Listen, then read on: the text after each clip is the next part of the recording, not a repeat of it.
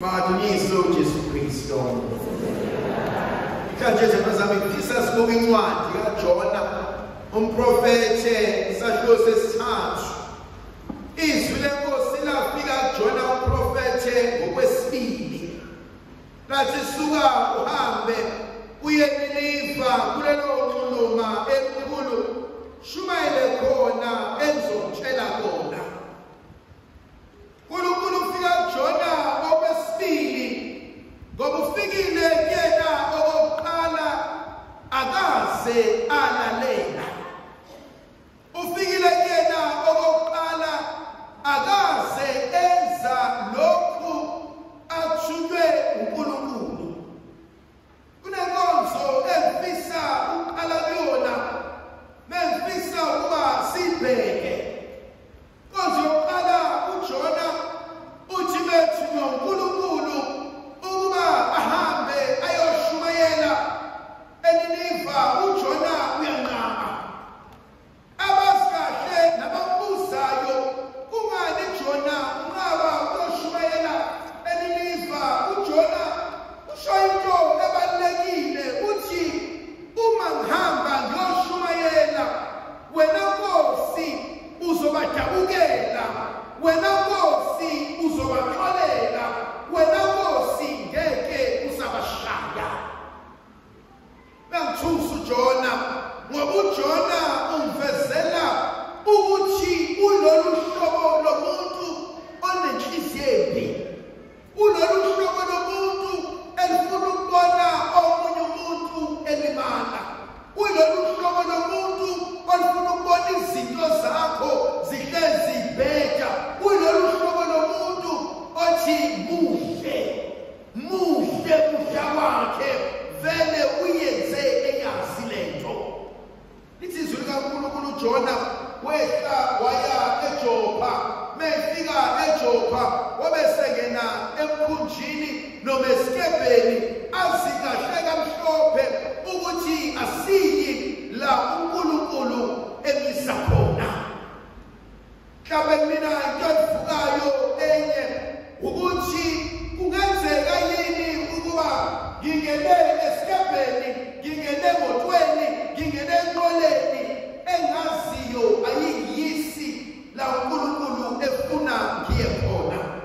Okungenzeka yini ukuba ngithathe okuyintando yami ngenza okujabulisa mina ngathi Nkosi sala ngisayozenzela ngokubona ngokuhlakanipha nokwazi kwami.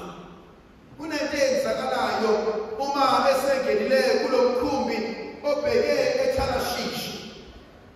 Izwi likaNkulunkulu kwavuka amadlambi olwandle, kwavuka ulaka olwandle, kwavuka isiphepho olwandle, kwavuka umsindo olwandle. Bonke labantu abahleli kulo mkhumbi bayabona ukuthi bazoshona, bayabona ukuthi bazofa. Ilowo nalowo kwathiwa khuleka uNkulunkulu wakho khona ezokusiza. Lithi izwi likaNkulunkulu bonke bazama akwaze kwaluka, bonke bazama akwaze kwaluka, kodwa uJona wayihleli yena ngaphansi elele emkhunjini. Lithi izwi likaNkulunkulu wafika ukapteni wajulele kanjani abanye abantu befa, umbani sukuma nawe khona sosizakala. Kunenkonzo efuna ukuyibuza, ubani osempilweni yakho zihamba kanjani izinto ngokufika kwakhe? Ukuba uJona kangenanga kulo mkhumbi angeke livuke ulaka ulwandle, ukuba uJona akangenanga kulo mkhumbi abantu abasemkhunjini iy'mpilo zabo zayingeke zibe sengcupheni. Thandazame nabantu esibafake ey'mpilweni zethu, sithi siyabathanda, sithi siyabadabukela, sithi sibakhonzile, sithi siyabasiza, kodwa ungena kwabo emkhunjini yikona okudala isiphithiphithi empilweni yakho. Angithinta mina le ndaba ngoba izithandwa zami bathi masebebuya sebephosa idayisi, sebeyobuza ababona ngcono, sebeyobuza abanamandla ukuthi lokhu okusehla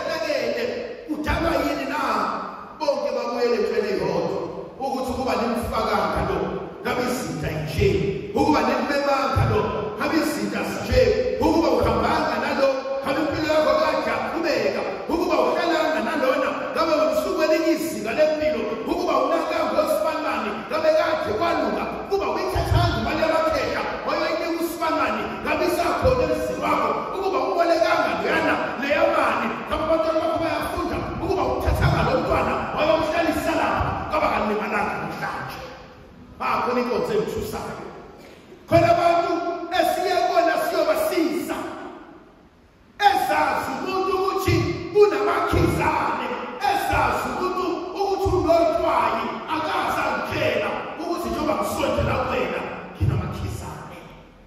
Khona abanye abantu esivelela bempetheni maqedane bashiya amakhizane. Khona abanye abantu esondele kona maqedane bashiya utwayi. Khona abanye abantu esebazwana nabo bezazi ukuthi vele bona baney'phoki, bezazi ukuthi vele bona baney'lwane, bathi ngcono ngoyishiya kusifanimani ngoba uyakhuleka bese ngiyabaleka. Ngokuthi bedlela izinto sonakala. Thandazana ngihlezi ngisho le nkonzo. uNkulunkulu wamvulela u-Abraham imfihlakalo. Athi mfana wami suka uhambe endaweni ukuthi kodwa u-Abraham kwakunenhliziyo enhle, kodwa u-Abraham kwakunomusa, kodwa u-Abraham kwakunakekela ingane yomfowabo ebese ethi mntanami angikwazi ukushiya lapha. Khona abanye abantu esibabukeza abathanda, esibabukeza abajabukela, esibabukeza athi leli iqashana elincane enginalo naye ngifuna benalo, lokudla okuncane enginakho naye ngifuna benalo. Ithi izwi likaNkulunkulu endleleni bacabanga kwavuka umsindo, these kuvuka umsindo wathula uNkulunkulu, these kuvuka umsindo wahlela uJehova, these kuvuka umsindo zavaleka izinto. Khona abanye abantu esibabukeza abadabukela. Kakhona inkonzo ebalulekile kunabantu ekumele sibashiye. Usho njalo uMbishop T.D. Jakes uthi when they want to go, let them go. Khona abanye abantu abakumele uthi ngiyabonga ukukhona bakho kodwa ngicela uhlale nalelo gwaqo. Khona abanye abantu that you must love them but at a distance. Ngoba beke basondela kuwena bazokunika amakhizane, beke basondela kuwena bazokulimaza, beke basondela kuwena bazoshiya insila yabo kuwena. Izwi likaNkulunkulu bamthatha uJona, wathi uJona ngicela ningiphose ngaphandle khona ngizokwazi ukusizakala. Ngiyayithanda inkonzo, bamthatha uJona bamkhipha esikebheni bamphosa ngaphandle. Uthi wabhala kahle encwadini engcwele maqedane ulwandle laseliyashula. Abanye bethu siyasaba ukuphosha abantu because we lack the courage. Abanye bethu siyasaba ukuxosha abantu ngoba mase ngimxoshile uzothina umamkhulu. Abanye bethu siyasaba ukuxosha abantu ngoba sithi better the devil you know than the one you do not know. Abanye bethu bayasaba ukuxosha abantu ngoba nakho vele sengihambe naye isibanga elide, athi vele sengiphile naye, athi vele sengijwayele. Inkinga yethu sithe sihleli nento erongi maqedane sayipersonalize, maqedane sayinormalize, sathi take it wrong injalo yesiba yihle empilweni zethu. Konke yenziwa lamadoda. Athi lamadoda besifuna ukuhamba nawe, besifuna ukukusiza. Bathi better lose one person than ukuthi sonke silahlekelwe izimpilo zethu.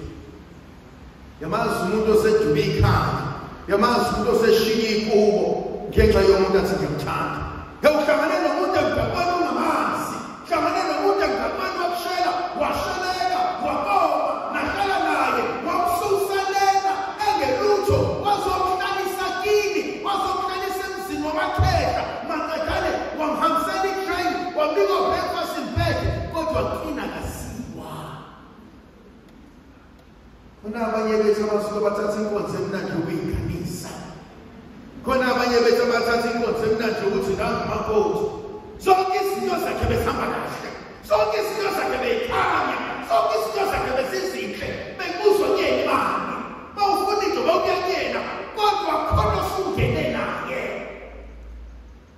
Athi amakhehla amahle mhlophe, athi iy'mali zethu ney'nkomo zethu beyidlwele yanje.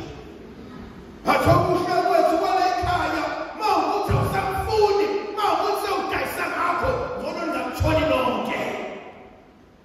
Ake ngithinta mina uJobe. Lithi izwi likaNkulunkulu sebemphosile ngaphandle, kuyabuyela kuyena uJehova. Uthi uNkulunkulu ngithe buyele emuva. Ngithe hamba oshumayeza nabantu. Khona inkonzo evukayo. Athi ubhala kahle incwadi kaMika, chapter 6 verse 8. Athi ungajabuli ngamsitha sakho ngoba kuwini. athi ngelinye ilanga ngiyavuka athi ungaboni ngoba ngihlele kumnyameni kodwa ngelinye ilanga uNkulunkulu uyakuba ngamajami athi obhala kahle incwadi kaMika athi Jehova uyayithatha izono zethu madodana yoyiphoso lwakhe lokulimala athi akasophinda ayibuyise akasophinda sikhulumise ngazo abantu bethu neqiniso siyalazi la ngihleli khona kufanele ngabe ngihleli khona engihleli nabo kufanele uhlala nabo nengihlala nabo nengenza nebizinto ngibona abangidonsela phansi kodwa sesaba ukuthi abantu bazoshiya saba ukuthi kade ngiposta naye online social media knows uthula kwazibana yamazi umuntu ayithengele iringi ayifakele iringi. Hey, we become a desperate nation, a desperate generation. Hey, wawantana ngakutana ebesele uzikhethe nabantu nesibaso ifakele iringi aseke isidingo. Abanye bethu become so cheap ukuthi ngimtshelile ukuthi ngidinga ukuthi ngase ngimnusele lapha wasushiya konke ngoba ngimnusele ngento engasahlela mhlophe angisoze ngakunika yona kodwa ngiyakholelwa ukuthi ngizokunika yona ngoba vele inhliziyo yakho ayiphumuli. UNkulunkulu ubuyela kubona abonisa izinto abonisa la konakele khona akophelelisa la sawona khona. uJona walijabula lonke izwe laseNineve wathi buyelani kuNkulunkulu wathi phendukani kodwa kunenkonzo engithintayo akasashumayeli ngento ayizwe kuNkulunkulu kodwa useshumela ngento ayibone yenzeka empilweni yakhe. Athi nami sekubuyele kuyena athi nami sekufuna ukuhlala eqinisweni athi ngimbonile ngisuka kuyena ngisho ukufa athi ngicela ningasuki kuyena khona yakumbusisa ngegama likaYise indodana nomoya odumileyo.